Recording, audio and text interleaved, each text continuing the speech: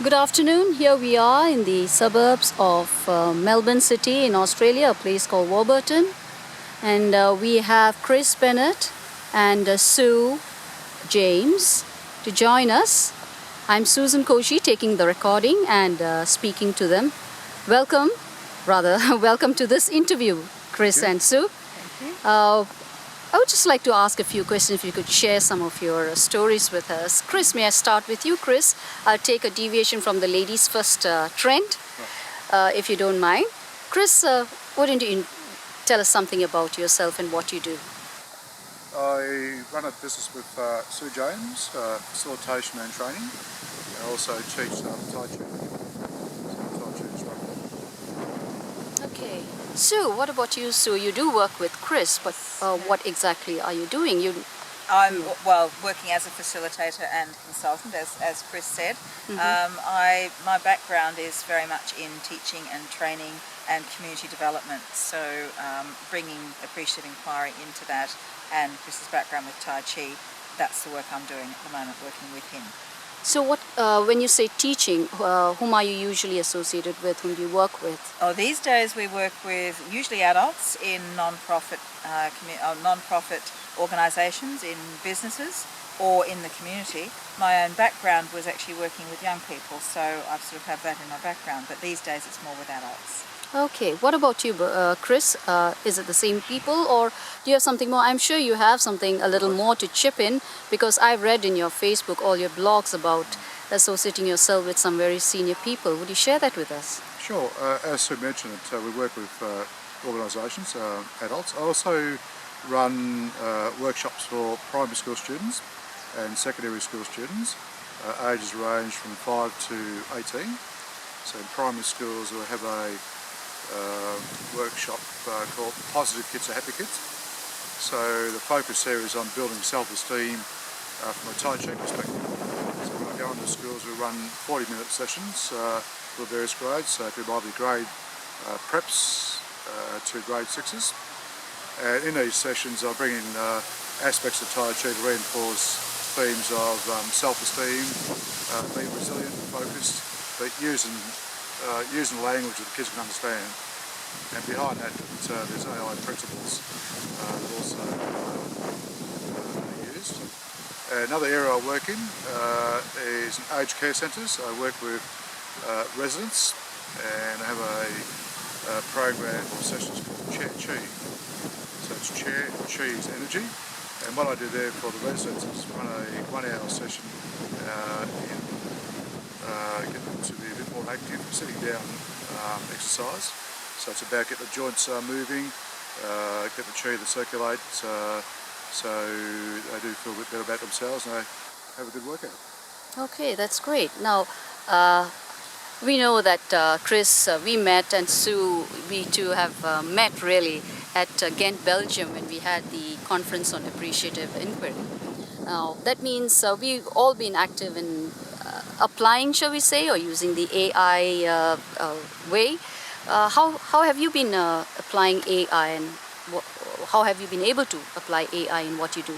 Okay, well, my introduction to AI was back in 2004 or 5 when I first met Sue at a network meeting, and I found when we were talking about what we did at Sue talked about AI and I talked about Tai Chi, and I found the actual themes are very complementary.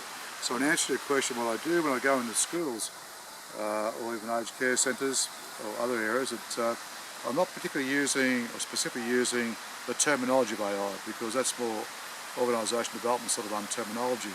So if I'm working with little preppies, 5-year-olds, I change the actual terminology, so I'm more animated.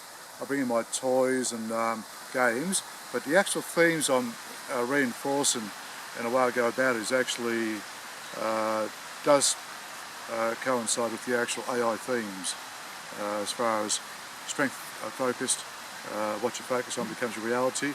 All those themes kick in as I teach the actual activities. Okay.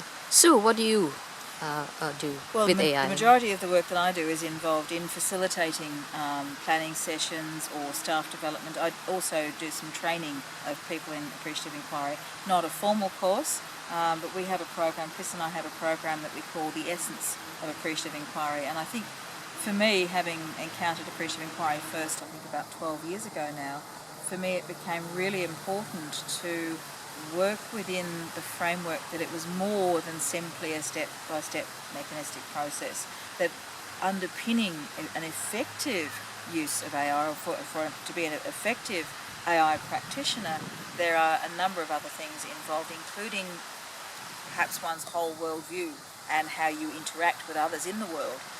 And the values, the principles that underpin Appreciative Inquiry are key, I believe, to that. So in the programs that we run, I guess we focus very heavily on those aspects of being an AI practitioner effectively. Okay, so applying the AI, what's the kind of difference you found in the, maybe how you must have found that there is, what you do or the way you do it is different thanks to AI or the positivity approach. Yes. So how do you find it different? Yes and no. I know that might sound a little strange, but my own background was very much looking at strength-focused work with students and with young people. I was very involved in looking at resilience and what could foster that for young people. This is way back in my early career. I trained and worked as a family mediator for a period of time. So I think when I first came across Appreciative Inquiry, I've often used the expression, and I know I've heard other practitioners say the same thing, it felt like coming home. So in a way it was affirming work and an approach that I've been using in many ways in other aspects of my work. I know Appreciative Inquiry as such came out of the constructionist theory in the 80s, and then through the business development, also a business development, business change model with Case Western. I think it now is used in so many different contexts in so many different ways. And to answer your question about what makes the difference, I think it is because we are engaging people in conversations that really matter to them about, initially anyway, their most positive, memorable and joyous experiences around whatever it is we're talking about. And I think that is such a relief.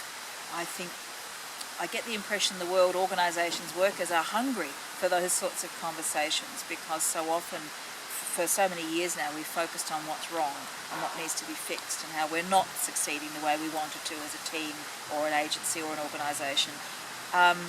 In the community sector, we talk about gap analysis and we talk about sort of deficit and a needs analysis. And so many communities, they say they're tired of being analysed, they're tired of having their needs and their gaps being examined. And I think that's where Appreciative Inquiry is such a refreshing and that hope-focused approach gives people a sense that there is something that we can do. We don't have to feel helpless and hopeless and victims of circumstances beyond our control. We can actually do something. We might not be able to change the world, we might not be able to change everything, but there are things that we can dream and co-create together that's going to make this a better place for us to be. Oh, that's wonderful, Sue. Chris, what about you? You've been doing Tai Chi even before AI, you were introduced to AI. Now, how do you find it different now in what you do? Or how do you find it? Well, as I mentioned, very complimentary. I think that probably the most important aspect of this Tai Chi or AI is a sense of being. Quite often I see and read about, not all, but some facilitators actually use it as a mechanical tool. They'll go through the actual process, and often the results are not as good as it possibly can be. So I think it's one of those things where, like Tai Chi, you've got to do it, you've got to live it. And so it's not a case of memorising theory and being very knowledgeable. It goes far deeper, and that's probably why I was drawn to AI when I first met Sue, that the foundations are there. And to me, AI, Tai Chi, it's just terminology. It's a sense of being, so that really encompasses whatever you're doing. And the thing I like about AI is that there's so many things I can draw from and reinforce and compare the Tai Chi and vice versa, which I've done in aged care centres with people who are 80, 90, 100 years old, just breaking the terminology down into what they can understand, but to actually communicate in a way that has a bit of resonance. And that to me is probably the purest form of communication, is resonance and a sense of being. Okay, that's been wonderful. Other Yes. thing around that, I think one thing that I was thinking when Chris was talking then was the combination that we use of working with appreciative inquiry but having Tai Chi as a way of making that mind-body connection, and also some of the activities that you bring in as an analogy, if you like, for a particular situation is really powerful, because I think it seems to help people get to a deeper understanding of what it is to genuinely value all voices, to be in a situation where perhaps there are conflicting voices but still stay connected, because some of the activities that Chris brings in as Tai Chi activities help people understand that at a much deeper level than simply just talking about it, I think. And the other thing that I really liked was your analogy of the round, square and round Tai Chi, which we also talk about being a square or round facilitator and square or round appreciative inquiry. But it's Chris's idea, so I think I need to let him explain the square and round concept from the Tai Chi perspective. Okay. Well, just briefly, square and round. When I first learned Tai Chi, we learned the square way, which is basically step by step. So it's a very mechanical process, and you need to do that to work out where the points of references are. And eventually, once you learn where the points of reference are in square teaching and square learning, you start to round it out. So it becomes seamless and there's a connection all the way through. So square is very basic. I suppose it's, if you look at from delivering an AI sort of workshop, it's going through point by point, all the structure of. And a round form is a sense of being, you're actually feeling the actual concepts. And when you have that roundness, that feeling, then you are at a deeper level of the actual process itself. Okay, that's really wonderful. Thank you so very much, Sue and Chris. And thank you for this wonderful afternoon, actually the whole day out. They've taken me out. This is Susan signing off.